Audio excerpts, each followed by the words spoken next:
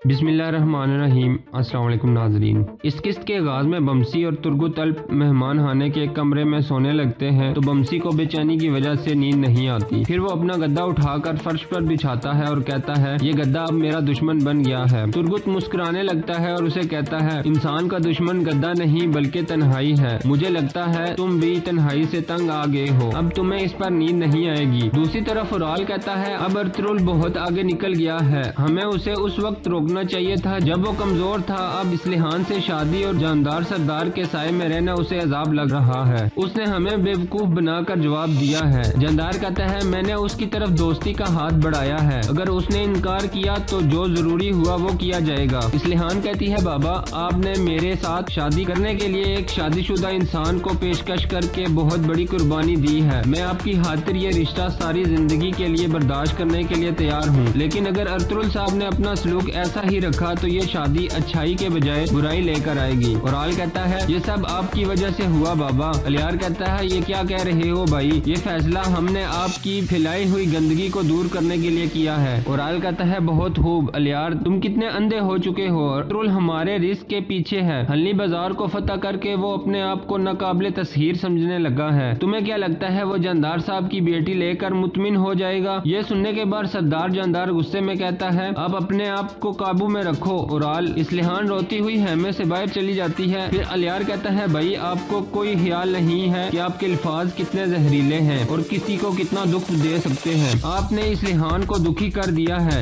ये कहकर अलियार भी बाहर चला जाता है। उसके जाने के बाद उराल कहता है, देख रहे हैं बाबा कैसे अर्तुगरुल ने भाई को भाई का दुश्मन बना दिया है। क्या हमने उसका बहुत ज्यादा इंतजार नहीं कर लिया? जानदार कहता है, और क्या कर सकते हैं हम, उसको जबरदस्ती अपना रिश्तेदार तो नहीं बना सकते। उराल कहता है, उसको रिश्तेदार बनाने की कोई जरूरत नहीं, उसका मसला मुझे देखने दें। जानदार कहता है, तुम क्या करोगे? उराल कहता है, अगर उसने हमारी पेशकश को ठुकराया तो हम हल्ली बाजार को नकारा बना देंगे। हम बाजार की तरफ आने वाले काफिलों पर हमला करेंगे। कुस्तुनतुनिया से एक बड़ा काफिला आने वाला है, अगर वो वक्त पर बाजार न पहुंच सका तो अर्तुगरुल पर कोई भरोसा नहीं करेगा, बाजार तबाह हो जाएगा। फिर अर्तुगरुल कैसे भागता हुआ आपके पास आकर माफी मांगेगा, देख लेना। जानदार ये सुनकर कहता है, ये क्या कह रहे हो तुमने कब ये सीख लिया कि जानदार अपने मकसद हासिल करने के लिए किसी को धोखा देगा? उराल कहता है, क्या अर्तुगरुल ने अपनी मौत का हमसे झूठ नहीं बोला था? क्या हल्ली बाजार के बारे में हमसे धोखा नहीं किया? इसलिए उसके साथ भी हमें वही करना चाहिए जो वो दूसरों के साथ कर रहा है। ये सुनकर जानदार सोचने पर कायल हो जाता है। दूसरी तरफ अर्तुगरुल हैमा खानम और हकीम आर्तुग को कहता है कि जानदार कबीले वाले अपना हक हल्ली बाजार पर जता रहे हैं। हकीम आर्तुग कहते हैं, क्योंकि उराल ने सिमन को मारा है इसलिए। अर्तुगरुल कहता है, इससे बढ़कर ये कि वो इस्लिहान की शादी कई कबीले में कराना चाहते हैं। हैमा खानम कहती है, ये अच्छा है, हम उसकी शादी धुंधार से करा सकते हैं। इस्लिहान एक खूबसूरत और बहादुर लड़की है, मैं भी यही काफी दिनों से सोच रही थी। अर्तुगरुल कहता है कि वो चाहते हैं कि इस्लिहान की शादी मेरे साथ हो। ये सुनकर हैमा खातून हैरान रह जाती हैं और हकीम आर्तुग कहते हैं, सरदार जानदार हमारे साथ कोई खेल खेल रहे हैं। वो अपनी बेटी की शादी अर्तुगरुल से इसलिए कराना चाहते हैं ताकि कई कबीला हमेशा उनके मातहत रहे। वो समझते हैं कि धुंधार अभी बहुत छोटा है और उसके सरदार बनने के चांसेस बहुत कम हैं। हैमा खानम कहती हैं, ये तो बहुत मुश्किल और नाजुक सूरत हाल है, अगर तुमने पेशकश ठुकरा दी तो दोनों कबीलों में कशीदगी बढ़ जाएगी और अगर कबूल कर ली तो हलीमा सुल्तान परेशान हो जाएगी। अर्तुगरुल हकीम आर्तुग को कहता है, आप क्या कहते हैं? वो जवाब देते हैं कि बहुत से सुल्तानों और बादशाहों ने एक से ज्यादा शादियां की हैं सियासी मकासद के लिए, क्योंकि शादियां ताकत में इजाफा करती हैं। आपके ख्वाब भी बड़े हैं, उनको पूरा करने के लिए हम चावदार कबीले को इस्तेमाल कर सकते हैं। अर्तुगरुल कहता है, मैं सुबह तक इस मामले पर सोचता हूँ, अगर मैंने पेशकश कबूल कर ली तो वालदा आपकी जिम्मेदारी होगी हलीमा सुल्तान से बात करना। फिर हकीम आर्तुग से पूछता है, क्या आपने तुर्क कबीलों की तरफ हद भिजवा दिए हैं? हकीम आर्तुग कहते हैं, जी सरदार, मैंने सबको जुमे वाले दिन की दावत दी है। दूसरे दिन हलीमा सुल्तान अर्तुगरुल को तैयार करते हुए कहती हैं, जब भी मैं खुश होती हूँ तो इसके बाद मुझे किसी दुख का सामना करना पड़ता है। अर्तुगरुल मुस्कुराते हुए कहता है, तुम परेशान मत हो हलीमा, ये दुख दर्द हमें सिर्फ मजबूत बनाने के लिए हमारी जिंदगी में आते हैं। अल्लाह का शुक्र अदा करो, सब ठीक है। हलीमा कहती है, मुझे दौलत या किसी और चीज की परेशानी नहीं, मुझे सिर्फ आपके प्यार की परेशानी है कि मैं आपके काबिल औरत बनकर आपकी खिदमत कर सकूं। मैं हमेशा आपका साथ दूंगी और आप पर जान भी कुर्बान करने से पीछे नहीं हटूंगी। अर्तुगरुल कहता है, हलीमा सुल्तान, ये आसमान और जमीन इस बात के गवाह हैं कि अगर तुम्हारा दिल कांपे तो मुझे लगता है कि जलजला आ गया है, और अगर तुम्हारे आंसू भी गिरे گرے تو مجھے لگتا ہے کہ میں سمندر میں ڈوب گیا ہوں۔ میں کچھ ایسا نہیں کروں گا جس سے تمہیں دکھ پہنچے۔ حلیمہ کہتی ہے میں جانتی ہوں آپ مجھے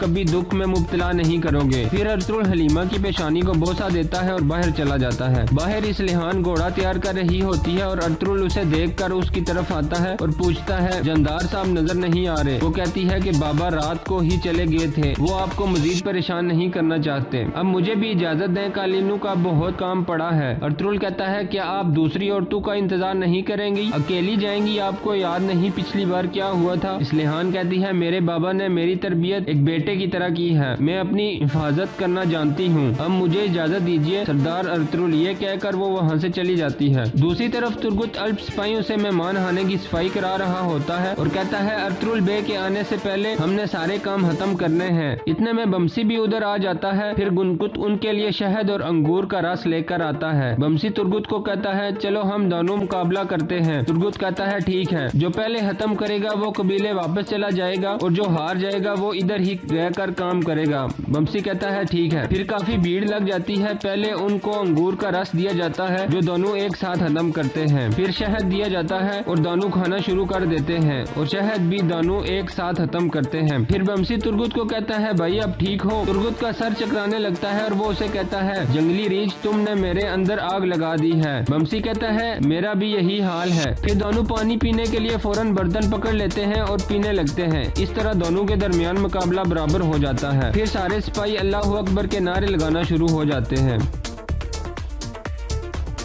دوسری طرف بتوہان واپس چاودار قبیلے میں پہنچ کر اورال کو بتاتا ہے کہ وہ ہاچاتورین ارطغرل کے لیے سونا نکال رہا ہے۔ یہ سن کر اورال کہتا ہے بہت خوب ارطغرل، کیا تمہارے لیے بازار اور محل کم پڑ گئے تھے جو زمینوں کے سونے پر بھی نظر رکھی ہوئی ہے، اور میرے بابا تمہاری اسلحان کے ساتھ شادی کرانا چاہتے ہیں۔ بتوہان کہتا ہے سردار جاندار ایسا کیسے کر سکتے ہیں؟ اورال کہتا ہے تم جانتے نہیں میں ہر چیز پر ارطغرل کا قبضہ نہیں ہونے دوں گا، چھین لوں گا اس سے ہر ایک چیز۔ پھر بتوہان کہتا ہے اگر آپ چاہیں تو ہم نہر پر حملہ کر کے سارے سونا نکالنے والے سپاہیوں کو مار سکتے ہیں۔ اورال کہتا ہے نہیں، ہر ایک کام کا اپنا وقت ہوتا ہے، تم آج شام کو میرے خیمے میں آنا، کچھ معاملات پر بات کروں گا تم سے۔ دوسری طرف مہمان خانے کی صفائی مکمل ہو جاتی ہے اور ہر طرف کئی قبیلے کے جھنڈے لگا دیے جاتے ہیں۔ اتنے میں ارطغرل بھی ادھر آ جاتا ہے۔ ترگت الپ اس کا استقبال کرتا ہے۔ ارطغرل کہتا ہے کیا خبر ہے ترگت؟ ترگت کہتا ہے ہم نے ہر ایک پتا صاف کر دیا ہے، ہر ایک چیز پاک کر دی ہے۔ پھر بمسی آ کر کہتا ہے ہم نے باورچی خانے سے حرام چیزیں بھی نکال کر ضائع کر دی ہیں۔ ارطغرل خوش ہو کر کہتا ہے آپ کی کاوشوں کا شکریہ بھائیو۔ پھر حکیم آرتک کہتے ہیں جب ہمارے نبی پاک صلی اللہ علیہ وآلہ وسلم نے مدینے میں ایک بازار دیکھا تو اس کی جگہ ایک نیا بازار بنانے کا حکم دیا اور سب سے پہلے حساب کرنے والی تنظیم کا قیام کیا تھا، کیونکہ جس بازار میں حساب کتاب ٹھیک نہ رکھا جائے پھر وہ قرض میں ڈوب جاتا ہے۔ پھر ارطغرل کہتا ہے آرتک بے آپ بازار سے ایک ایسا آدمی تلاش کریں جو ایمانداری سے سارا حساب کتاب کر سکے۔ حکیم آرتک کہتے ہیں جیسے آپ کا حکم سردار۔ پھر ارطغرل ترگت کو کہتا ہے تم میرے ساتھ آؤ۔ اتنے میں ہاچاتورین بھی وہاں آ جاتا ہے۔ ارطغرل اسے دیکھ کر کہتا ہے آؤ ہاچاتورین ماسٹر۔ وہ آ کر سونے سے بھرا ایک بیگ ارطغرل کو دیتا ہے اور